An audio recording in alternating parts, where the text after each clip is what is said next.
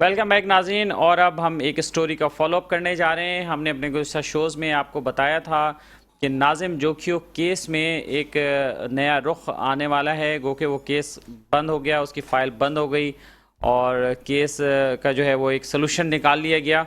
लेकिन अब हुआ ये था, हमने आपको लास्ट प्रोग्राम में बताया था कि एडवोकेट्स की एक टीम ने स्पीकर सिंध असम्बली जनाब आगा सिराज दुरानी साहब को एक लीगल नोटिस भेजा था और उनसे ये रिक्वेस्ट की थी कि रुकन सिंध असम्बली जाम अवैस जोखियो की रुकनीत मुअत्तल करने की कार्रवाई की जाए और इस हवाले से इलेक्शन कमीशन को भी लिखा जाए और उन्हें डी सीट किया जाए।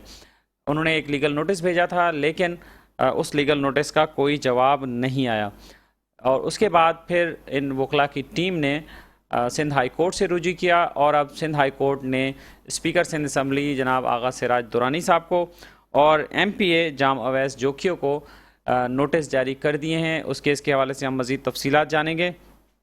हमें ज्वाइन किया है स्काइप पे जनाब आगा अमीर मुख्तार एडवोकेट साहब ने, जो कि इसमें पिटिशनर भी हैं और इनकी लीगल टीम जो है पूरी इसके पीछे काम कर रही है। अस्सलाम वालेकुम आगा साहब। वालेकुम सलाम। Thank you very much for having me on your show. Agha Mir साहब, बहुत शुक्रिया आपने हमें ज्वाइन किया। थोड़ा सा ज़रा रिकॉल करवा दीजिए कि केस जो है वो क्या था और क्यों आप लोगों ने लीगल नोटिस भेजने की जहमत की। सर, केस बड़ा मशहूर है, ज़माना है। ऐसे केसेस अक्सर होते रहते हैं और ऐसे केसेस में अक्सर होता ही है कि लोग बच हो जाते हैं और अपनी जो पॉलिटिकल पोजीशन है उसको एंजॉय करते रहते हैं। आपने अक्सर देखा होगा कि लोग डिस्क्वालीफाई हुए हैं काफी सारी वजूहात की बिना पे। उनकी प्राइम मिनिस्टर भी पाकिस्तान में डिस्क्वालीफाई हो चुके हैं, काफी सारे मिनिस्टर्स भी डिस्क्वालीफाई हो चुके हैं करप्शन के इल्जाम में। देखिए, आर्टिकल 62 जो है बड़ा वाज़े है। वो कहता है कि जो भी पब्लिक ऑफिस होल्ड करेगा, जो भी मिनिस्टर बनेगा, जो भी अवाम का रिप्रेजेंटेटिव बनेगा, उसका सादिक और अमीन होना लाजमी है। इस केस की तरफ आ जाते हैं। ये केस जिसमें हमारे सिंध के एक नौजवान साहबी नाजिम जोखियो, जो एक प्रोटेक्टेड बर्ड के शिकार को रोकने के लिए उन्होंने वीडियो बनाई। हमारे जाम अवैस साहब के जो गैर मुल्की मेहमान आए हुए थे उनको रोका, उनके प्रोटोकॉल को रोका, इस पूरे कारवां को रोका और रोक के इन्होंने वीडियो बनाई कि ये आप काम यहाँ पे ना करें। उस वीडियो बनाने के बाद इनको टॉर्चर किया गया, इनको धमकियां दी गई और वो टॉर्चर इस हद तक पहुंच गया कि वो बेचारा शहीद हो गया। उसके बाद ये केस चलता रहा। इनमें से जो इनके बड़े भाई थे उनको चालान में निकाल दिया गया। अनफॉर्चुनेटली जो जाम अवैस साहब हैं, इन्होंने कर लिया कंप्रोमाइज और कंप्रोमाइज करके इन पे कोर्ट ने दियत इम्पोज की। अब दियत इम्पोज करने का मतलब ये है कि कोर्ट ने इनको एक सजा सुना दी। पाकिस्तान पीनल कोड बड़ा वाज़ेह है इस मामले में।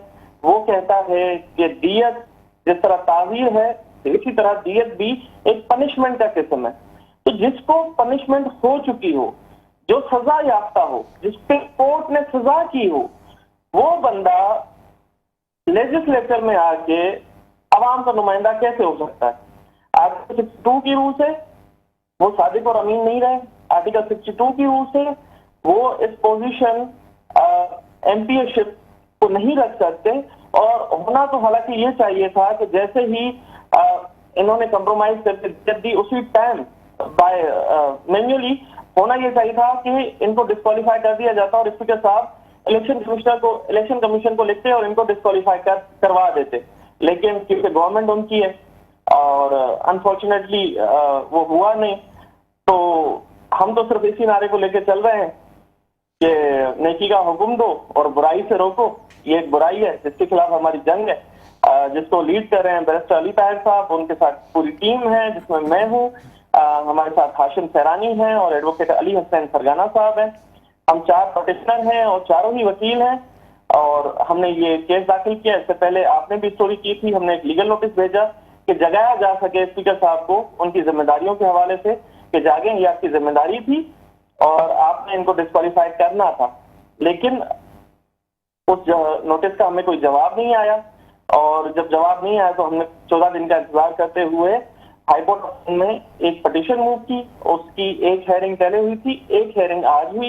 एट लेंथ कोर्ट ने हमें सुना, चीफ जस्टिस साहब ने हमें सुना, यूसुफ अली सईद साहब ने हमें सुना, और उसके बाद आज फाइनली इनको कोर्ट ने नोटिस इशू कर दिया है और 3 वीक के अंदर जवाब मांग लिया है। अच्छा, तो आगा साहब ये बताइए कि इससे आपको पूरे यकीन है कि कोर्ट जो है वो इस पे आपको रिलीफ देगा और उन्हें डिसक्वालीफाई करने का ऑर्डर जारी हो सकता है? सर प्रेमा ऐसा है हमारा, जैसे हम आम मुहावराती ज़बान में कहते हैं ना, ओपन एंड शट केस। हमारा मैं आपके साथ भी ये पिटीशन शेयर कर दूंगा। This is a open and shut case, इसमें कुछ और नहीं हो सकता। कोई और आगे देखें केस चलेगा तो पता चलेगा, लेकिन इसका कोई और नहीं है। उस बंदे ने दीयत दी, उसको कोर्ट ने सजा दी, और एक सजा याफ्ता शख्स ये पोजीशन होल्ड नहीं कर सकता। This is very simple, this is very clear, और प्रेमा से ही हमारा केस साबित हो चुका है।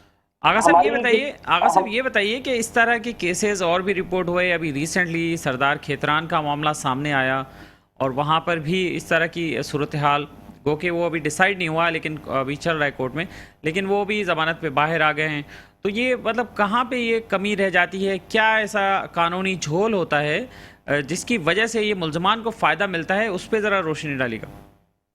सर इस रोशनी से पहले मैं तो सबसे ज्यादा जो अप्रिशिएट करूंगा वो मीडिया को करूंगा। मीडिया चैनल्स, ये नाज़िम जोखियों का जो कत्ल हुआ ये भी बह जाता, इसका कुछ नहीं होता अगर मीडिया ने इस केस को ना उठाया होता, अगर आवाम में अवेयरनेस ना जगाई होती, इस इशू को ना उठाया होता। सरदार खेतरान वाली वाकये में जब वो वीडियो आई, अगर वो मीडिया नहीं चलाती, उसको चैनल्स, आप जैसे एक्टिव साहब और चैनल्स इसको ना उठाते, तो वो भी केस दब जाता और ऐसे वाकयात होते रहते। तो मैं अप्रिशिएट करूंगा सब चैनल्स को जो इन वाकयात को उठाते हैं। सर देखिए, इन केसेस में ऐसा होता यह है कि केसेस की पैरवी सही से नहीं की जाती, और जब केसेस की पैरवी सही से नहीं होती तो होता यह है कि लैक ऑफ अटेंशन की वजह से और उसकी प्रॉपर प्रोसीजर ना फॉलो होने की वजह से ये केसेस इल्तवा का शिकार होते हैं और फाइनली इनके एक्विटल्स हो जाते हैं। बेल होना कोई बड़ी बात नहीं है, आखिर फाइनल वर्डिक्ट क्या आती है इसमें वो देखना है। सरदार साहब के केस में अगर इसकी प्रॉपर पैरवी की जाए और इसको सही से चलाया जाए, इसमें प्रोसिक्यूटर साहिबान अपना सही किरदार अदा करें, पुलिस अपना सही किरदार अदा करे, जो कि मुश्किल नजर आ रहा है। मुश्किल होने की वजह मैं आपको पहले भी बता चुका हूँ, लास्ट जब आपने शो किया था तो मैंने इस बात का जिक्र किया था कि अक्सर जो ऑफिसर्स हैं उनको अपॉइंट ही ये लोग करवाते हैं, उनकी पोस्टिंग ही ये लोग अपने एरियाज में करवाते हैं।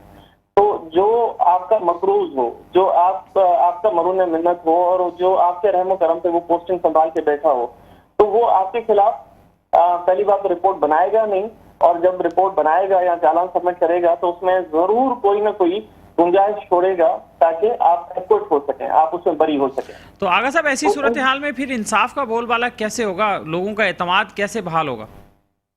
सर कोर्ट इसमें मतलब वकला की भी तो जिम्मेदारी है, इसमें ज़ाहिर जजेस की भी बहुत एक बड़ी जिम्मेदारी है, तो उसमें कैसे होगा? मैं उसी तरफ आ रहा हूँ कि कोर्ट जो हमारी हैं दे आर वेरी विजिलेंट। वो देखें, अगर इन्वेस्टिगेशन अगर सही नहीं हुई तो कोर्ट की तरफ से डायरेक्शंस आ सकती हैं कि री इन्वेस्टिगेट किया जाए। कोर्ट तो जाहिर है उसी फाइल की बेस पे ही डिसाइड करेगी ना, जो उनके सामने एविडेंस होगा या जो चीज़ें इन्वेस्टिगेशन जो ऑफिसर है वो पेश करेगा।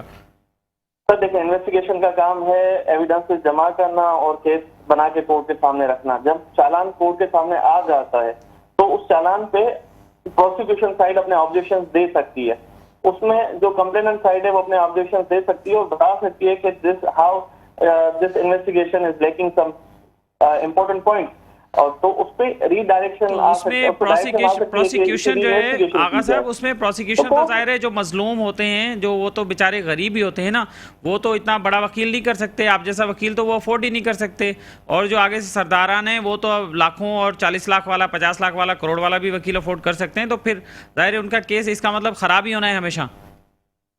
नहीं सर, हमेशा खराब नहीं होते।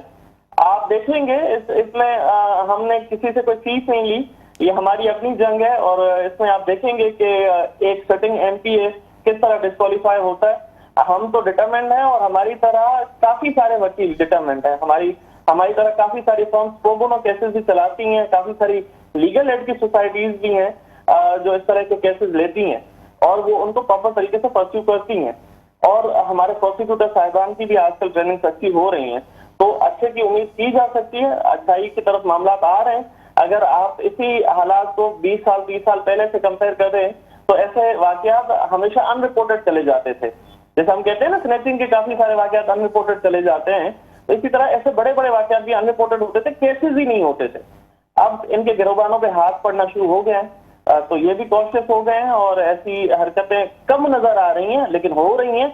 लेकिन आवाम भी आजकल विजिलेंट है, कोर्ट्स बड़ी विजिलेंट है, स्पेशली हमारी जो सिंध की कोर्ट्स हैं वो बड़ी विजिलेंट है, specially high court of Sindh वो बड़ी कॉशियस है ऐसे मामलात में, और बड़े तरीके से देखभाल के और फिर ही कोई ऑर्डर देती हैं। इवन इन हमारी पिटीशन में भी एक लेंथ कोर्ट ने हमें सुना, उसके बाद ही नोटिस इशू किए हैं। तो अच्छे की उम्मीद की जा सकती है with proper training and education, awareness, training and education. Right, तो ये बताइए आगा साहब कि इस तरह का केस कोई पहले भी ऐसा डिसाइड हुआ है? सर काफी सारे केसेस हुए हैं जिसमें मिनिस्टर साहिबान डिस्क्वालीफाई हुए हैं, हमारे प्राइम मिनिस्टर्स भी डिस्क्वालीफाई हुए हैं, लेकिन वो सब डिस्क्वालीफाई हुए हैं on the basis of corruption या कोर्ट के कंटेम्प्ट में आने की वजह से। जैसे यूसुफ रजा गिलानी साहब कोर्ट की कंटेम्प्ट की वजह से डिस्क्वालीफाई होते हैं, उनको अपनी पीएमशिप छोड़नी पड़ी थी। नवाज शरीफ साहब डिस्क्वालीफाई हुए थे, लेकिन ये अपने तर्ज का पहला केस होगा जिसमें एक कन्विक्ट बंदा जो एमपीए बना बैठा है वो डिस्क्वालीफाई किया जाएगा इंशाल्लाह। बहुत शुक्रिया आपका आगा अमीर मुख्तार साहब, आप हमारे साथ मौजूद रहे और आपने गुफ्तगू की। जाहिर है कि ये हमें अगर आगे बढ़ना है, हमें अगर तरक्की करनी है तो इस तरह के सरदाराना और वडेराना जहनीत वाले लोगों से जान छुड़ानी होगी और इंसाफ को के बोलबाला के लिए हम में से हर एक को अपना किरदार अदा करना होगा। स्पेशली जो लीगल फ्रेटर्निटी है उस पर ये जिम्मेदारी जो है वो ज़्यादा आयद होती है। नाज़रीन, अगर आप हमें किसी इशू के हवाले से कुछ भेजना चाहें तो हमारा नंबर 0315541165 है। आप हमें सिर्फ व्हाट्सएप कीजिएगा, कॉल करने की जहमत ना कीजिएगा, व्हाट्सएप पे देख के हम आपको रिस्पॉन्ड कर देंगे। मेट्रो मैटर्स में करंट अफेयर्स के लिए आप हमें कोई भी इशू भेज सकते हैं, लेकिन उसके साथ सबूत भी भेजना लाजमी होगा। इसके साथ ही अपने मेज़बान अख्तर शाहरीन को आज के इस शो से इजाज़त दीजिए। अपना ख्याल रखिएगा। अल्लाह हाफ़िज़।